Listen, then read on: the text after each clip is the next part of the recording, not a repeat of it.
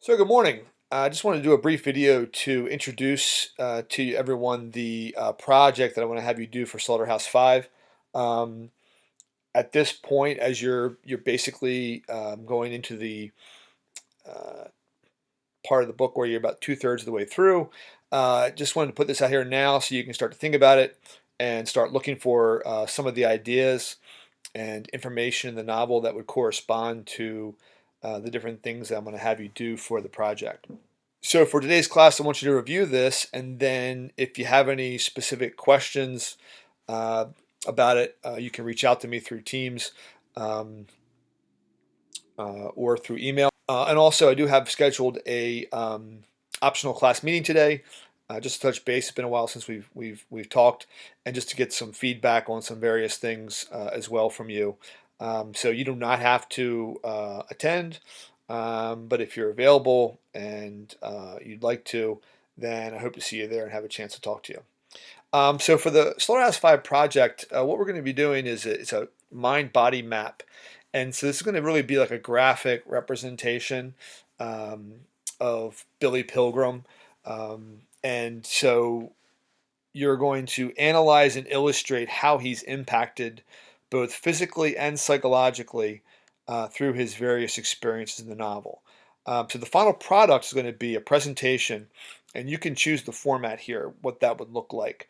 You may want to do a Prezi, you may want to do PowerPoint, you may want to do something where you do like like an actual physical project, and you can just take a picture or video of that and send it to me. So really, whatever you're most comfortable working with, given the parameters and requirements of the assignment. Um, as long as you're able to, sort of work within the framework of this, any format you choose to use for that would be fine with me. Um, so it's based on these 10 categories, and in your presentation, you can organize the categories in whatever way you choose. So I just put them in this a general order, starting with appearance and going all the way through. But if another way of organizing it makes sense to you, or you have a preference for how you want to do that, it doesn't matter. Whatever use whatever organizing kind of principle you'd like, provided that you're responding to these 10 categories and that you're responding to all the questions within those categories. And then also within each category, you want to have a visual image that relates to the topic, as well as a quote from the novel that supports your response. So you're really going to have three things. You're going to have your response. You're going to have a quote from the book, which is going to give be evidence, support for that response. And then you're going to have an image that relates to that. So for instance, if you talk about uh, something related to Dresden, for instance, or the bombing of Dresden, or what Billy experiences during the war, if that's one of the things you're going to address in one of your responses, then you would have a visual image that would relate to that you would then copy and paste into your presentation. So when I say visual image, it's not about an image from the book. It's about an actual visual image that you'll locate, identify, and include in your response. So if you look through these different categories, at the point, like I said, at the point of the book where you're at now, you might already have some ideas about what some of these responses would be. However, if you're still in the process of reading the book, a lot of these things may not be fully coming together until the second half or the last third of the book, or the last part of the book. So, this isn't something that you can necessarily start piecing all together now. But as you're reading where you are in the book, you might want to start thinking about keeping an eye out for some specific quotes, or some specific areas of the book, events in the book that are going to tie into these different categories. So I'm giving you can see here multiple questions for each category. So as best as possible, your response should be incorporating you should be incorporating and reacting to what these questions are asking.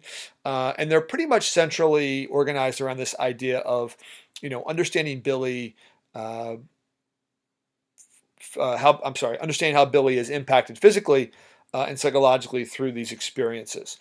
So the just to run through these really quickly, first category is appearances. This is basically about how Billy appears to others versus what you know about him internally as a character, and whether there's a correspondence or a clash in there, and what that might reveal about him.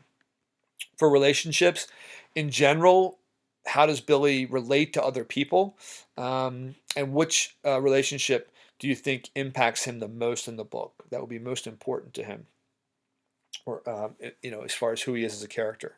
Explain that. Evolution is about how he changes during the course of the book, so that would be, of course, from beginning to end. Conflicts. What do you think his main conflicts are? And I want you to at least focus on one internal and one external conflict. Be specific in identifying what those conflicts are. It shouldn't just be like man versus self, or it should be specifically what that internal conflict is. How would you explain that?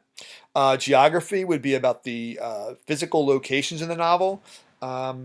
Asking you to identify two important ones, and there's probably more than that, but I want you to pick out two that you think are important and explain how they relate to different aspects of his personality.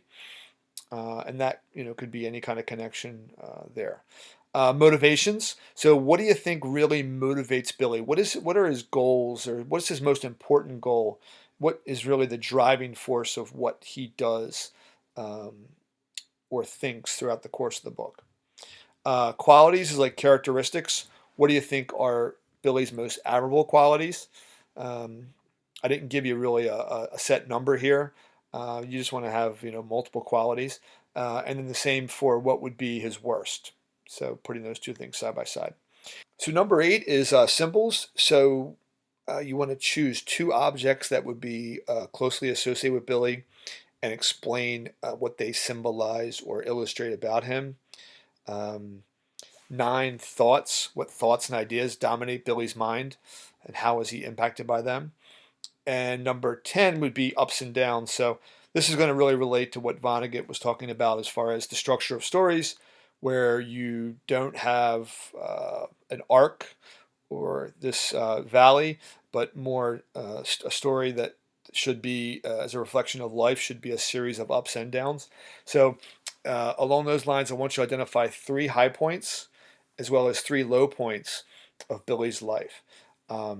And then determine their causes, where they come from, or what causes them to occur, and then the effects, and that would be how he's impacted by those various ups and downs. So that one's a little bit more detailed. So I know this sounds like it's a little bit kind of like sprawling, but I'm going to show you, and I'll be later posting some specific examples of what a mind-body map would look like.